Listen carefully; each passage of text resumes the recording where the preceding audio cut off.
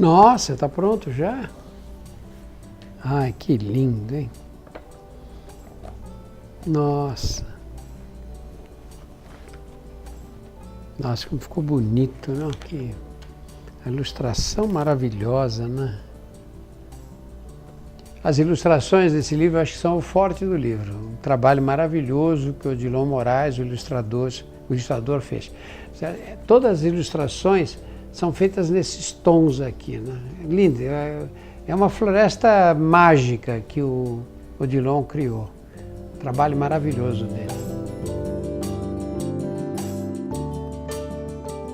Olha, eu fui pela primeira vez para o Rio Negro em 1992.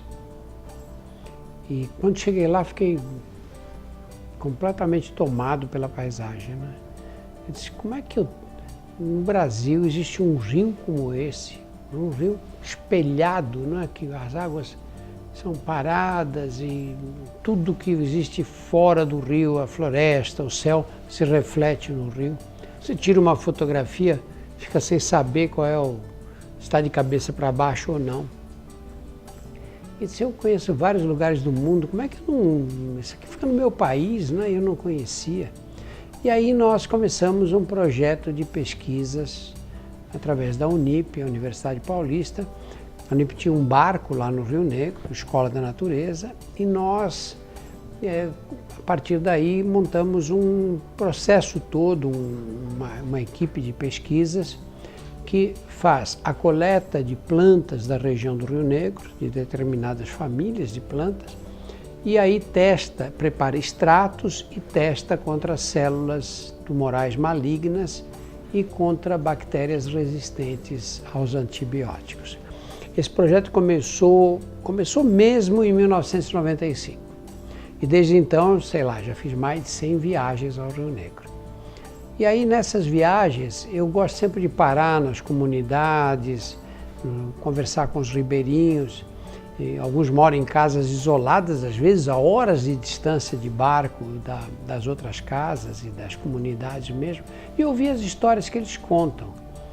E isso eu faço todas as vezes que vou para lá.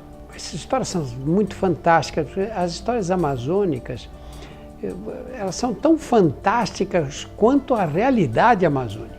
Alguém te conta uma história, depois conta o que aconteceu com ele dias atrás, e você não sabe o que é mais fantasioso, né?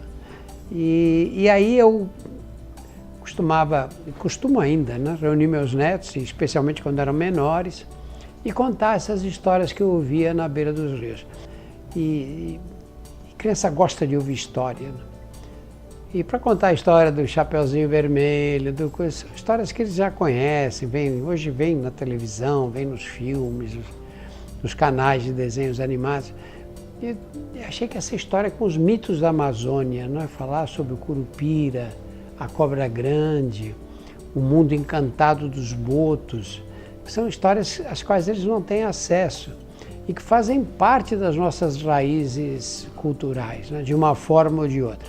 E crianças têm uma coisa interessante, você conta uma história e quando elas gostam, elas querem que você conte a mesma história, mas tem que ser com as mesmas palavras, especialmente para os mais pequenininhos, né? Porque quando você está contando uma história, você pula não, ela falou tal coisa, não, você esqueceu de dizer que... E você tem que falar, porque senão eles ficam bravos. E eu contei essas histórias tantas vezes que um dia eu falei, olha, quer saber? Vou fazer um livrinho infantil, porque se os meus netos gostam tanto de ouvir, minhas netas, talvez outras crianças gostem também. E aí sentei, em uma semana eu escrevi o livro, porque ele, na verdade, estava decorado, né, de tantas vezes que eu repeti as histórias. Eu vou ler o trecho em que eu saio do barco e os companheiros, o pessoal que ia fazer a coleta já tinha ido embora, já tinha saído para colher plantas. E aí eu escrevo assim, fui para a margem do rio e caminhei na direção em que eles deveriam ter seguido, mas não os encontrei. Na mata cerrada, as árvores ficam tão próximas umas das outras que é impossível enxergar mais de 10 metros à frente. Desorientado, perdi a noção de quanto tempo havia andado tentando voltar para o barco, porque eu me perdi, né? Quando imaginava ter encontrado o caminho, reconhecia árvores pelas quais já tinha passado 2 ou 3 vezes. Estava perdido. Tive medo de que fosse para sempre. Eis, porém, que de repente o sol desapareceu e a escuridão inundou a mata em pleno dia. Impossível dar um passo naquelas trevas. Em poucos segundos, tive a impressão de ver minúsculos faróis piscando ao redor. Parecia alucinação, mas eles se multiplicavam aos milhares em todas as direções. Eram vagalumes cintilantes, acendendo e apagando suas luzes esverdeadas, fosforescentes. Aquela luminosidade me permitiu avistar ali perto um rapazinho de calção branco e peito nu. Tinha pele clara, olhos um pouco puxados e cabelos vermelhos na altura dos ombros. Perguntei se sabia de onde vinham a escuridão e os vagalumes. Ele apenas sorriu. Expliquei que precisava voltar para o barco. Ele apontou a direção com as 2 mãos e foi embora sem dizer palavra. Assim que desapareceu atrás das árvores, o dia clareou e os vagalumes se apagaram. Achei aquilo muito esquisito. Um rapazinho surgir no meio dos vagalumes naquele breu, não falar nem responder nada, e quando foi embora o sol voltar a brilhar. Segui na direção apontada por ele. 2 horas mais tarde, nem sinal do rio. Sentei no chão para descansar.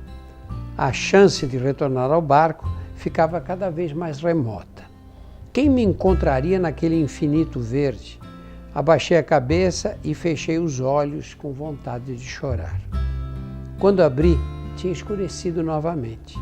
Pisquei 2 vezes para ver se clareava. As luzes cintilantes dos vagalumes voltaram a aparecer, mas agora eram tantos que dava para enxergar o tapete de folhas secas cobrindo o chão, as bromélias e as samambaias penduradas nas árvores. No meio deles surgiu o mesmo rapazinho de olhos puxados e cabelos de fogo. Contei que continuava perdido, sem saber para que lado estava o rio. Ele repetiu o gesto de apontar a nova direção com as 2 mãos e se retirou apressado. Foi quando percebi que suas pegadas apontavam para o lado oposto ao que ele andava. O rapazinho tinha os pés virados para trás. Meu coração disparou. Só podia ser o Curupira, o gênio protetor das matas que faz as pessoas se perderem sempre que comem alimentos gordurosos ou amanhecidos, perturbam o silêncio ou andam pela floresta em dia de domingo, como eu fazia naquela manhã.